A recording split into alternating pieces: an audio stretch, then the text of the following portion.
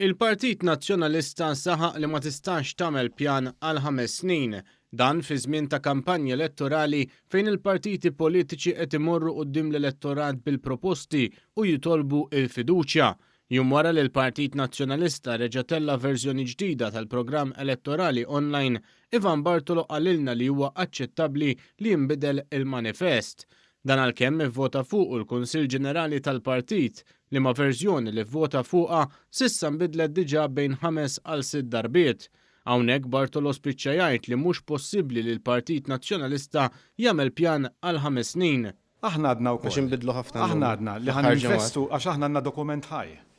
Mhux dokument. Wara li ġie approvat? Ma importax, dokument ħaj. Mill-inti business planning ekku sabiħ. Tiġi tapprova xi ħaġa mbagħad tibdilha wara? Meta jkollok plan tinbidel għax hija xi ħaġa dokument ħajja. Ġifiek inti taħseb li kapaċi tagħmel pjan għal 5 snin, naħseb ifhimni. Ivan Bartolo sostna dan meta mistoqsi fuq weda li jagħmel Bernard Grech li hija ugwali għal dik ta' Simon Busuttil u li l-stakeholders kienu minnu fih opponew. Mistoqsijiet li qamu fuq din il-weda dwar il-pensjonijiet waslu biex saħansitra l-Partit Nazzjonalista spiċċa jħawwat il-verżjonijiet dwar proposta oħra minn tiegħu.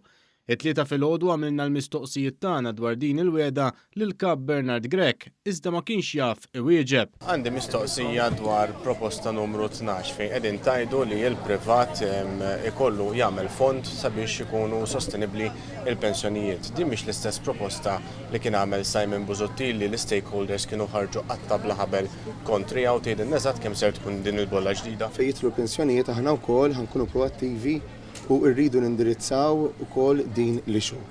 Żgur li l-Gvern Nazzjonalista ħajibqa' isostni l-pensjonijiet, jgħidu x'jgħidu l-gideb u l-ispin ta' Robert Tabela u tal-Labor. X'inhi l-ispin eżattament? Imma aħna se nibqgħu insostnu. Konxi mill-fatt li Bernard Grech ma setax jagħti tweġiba dwar din il-proposta, il-Partit Nazzjonalista kien kostret jgħajjad konferenzi tal-aħbarijiet biex suppost jindirizzaw id-dettalji, iżda minna iżjed ħarġu mistoqsijiet milli tweġibiet.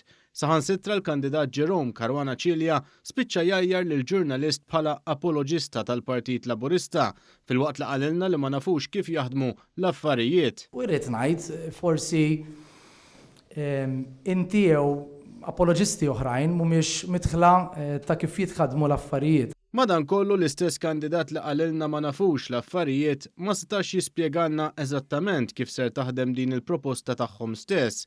Dan tant li l-kandidat Ivan Bartolo spiċċa jagħmel is-sinjali lil sieħbu biex jipprova jwieġeb hu. Kif ser tagħmlu punt 12? Din hija miktuba black on white. Jiena nittama, nerġa' ngħid u ġenwinament nittama. Punt 12 kif ser tagħmlu?